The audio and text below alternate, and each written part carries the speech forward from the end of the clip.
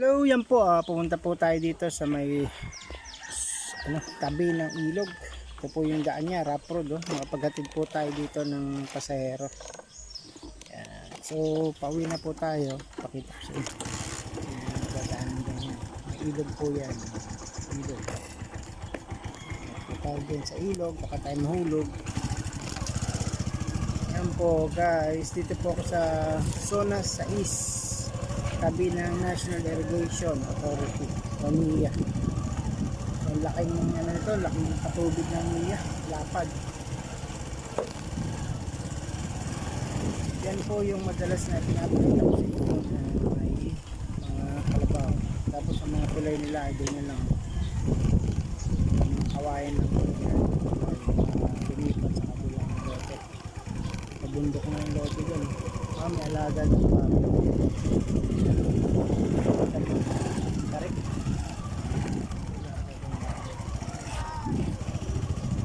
Tulungan ng baboy. Yan po. Maraming kangkong. Pwedeng panggulay. Tabi na ilog.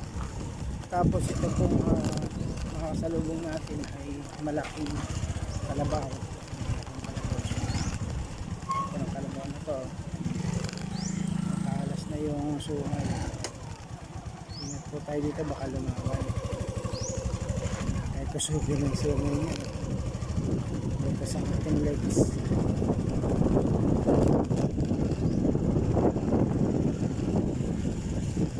Kabila pong pampang ay may nagtanim ng mga mais sa pampang.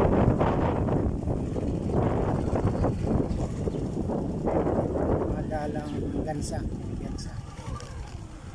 Yan, gansa po yan. Yan yung gansa. Yan po yung gansa. Gansa.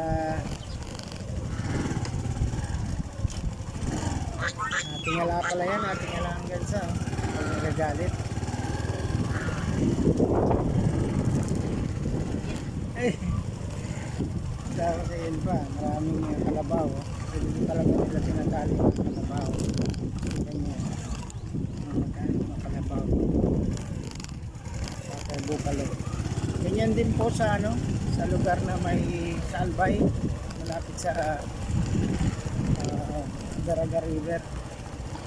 Maraming dito ng kalabaw.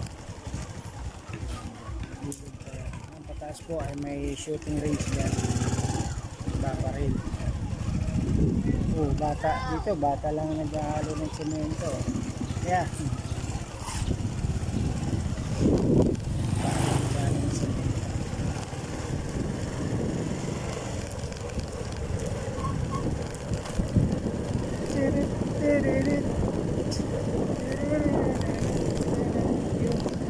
Tayo nakakatid doon sa mahirap road.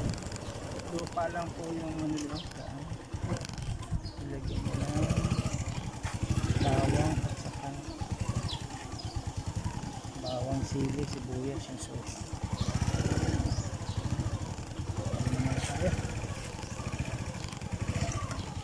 Uwi muna tayo.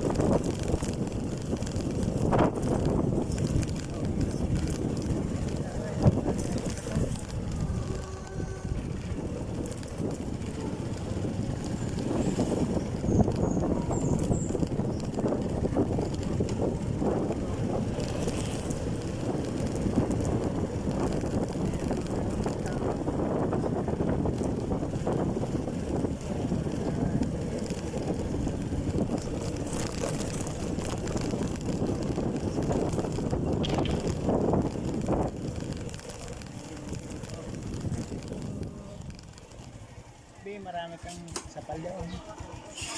Kapal.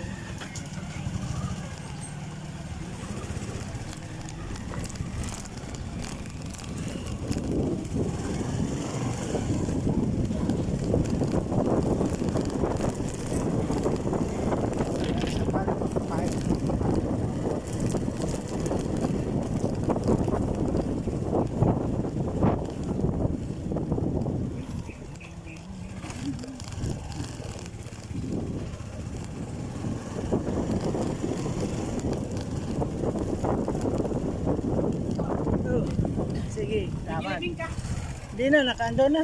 Ha? Kalampas na yung libing. Oo. Pare. Pare.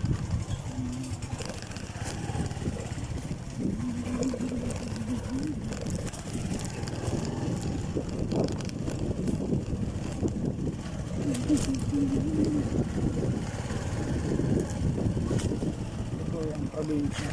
Nagdadaanan ay mga lupa. Mga lupa lang.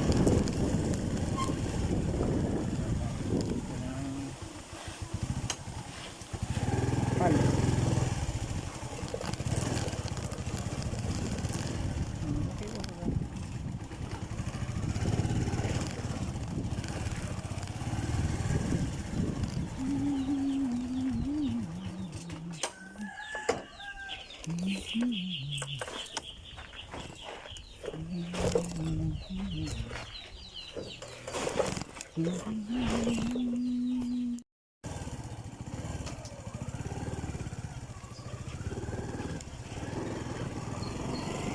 Hello guys, ito po pakita ko sa inyo yung update dito sa ginagawang bypass road. Yung bypass road, ito po yung tinatakbuhan natin na nagrarapid tayo. Ang isa po nito ay doon sa may Barangay Santa Cruz Highway. Tapos yung lalabasan po nito ay La Medalla, Barangay La Medalla Highway. So yan, tuloy-tuloy na po yung gagawa dito ng construction. Merong Center Island na maliit, Landbox, tapos tuloy-tuloy yung paggawa nila ng gutter. Tinikinis po kasi tinikinis siya sa meron. Maraming tabuhan dito na tuloy-tuloy yung trabaho. Construction site na lang. Sana po tapos na to December kaya na po makatapos. Tingnan po natin kung saan po abot so yun parang nasira o na-reject po. Nakita niyo yung poste dito. Dati na po yan ay may nakakabit na bakal na parandilyan, parang dudugtungan, kulang yata yung height niya. Tingnan nyo, wineldingan. Tingin ko po ay kulang yung height kasi nagdagdag sila ng mataas na gutter o yung culvert, diba? Kaya na-reject, trabaho ulit.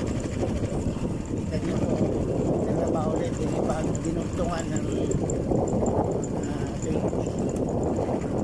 20 cm.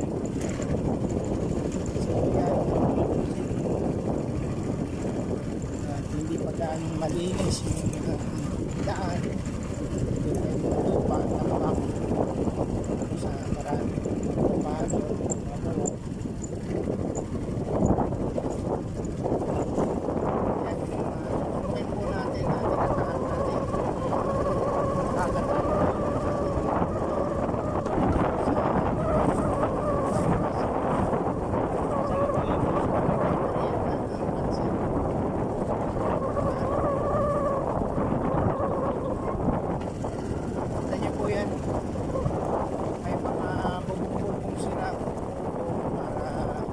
silungan kung mainit masyado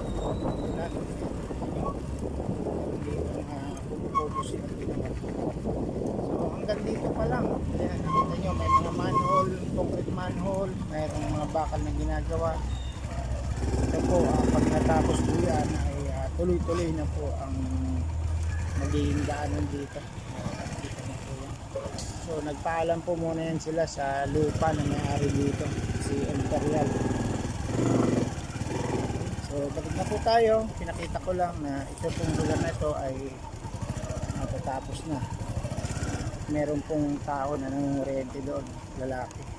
Ito po ay ilog, ito ng tubig. Yan, parang may pinupulot siya. Wala naman. Ayan, balik tayo. Tuloy-tuloy pa lang ang paggawa dito ng culvert. Culvert box.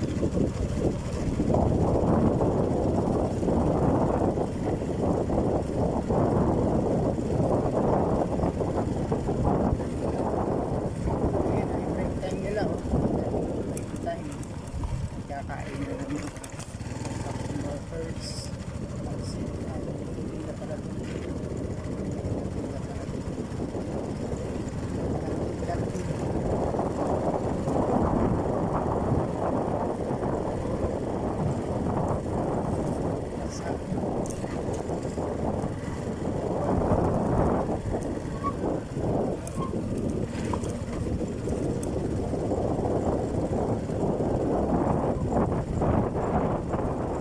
Sa kabilang ibayo, ay okay na. Diretso na po yung semento doon. Kasi yung kanyang kamalan. Mas 3 years na po ito ginagawa. Tumatakbo na tayo, 3 years ago na ito natin ginagawa yung sa may ilog na nilagyan na ng tulay. Pinampukan.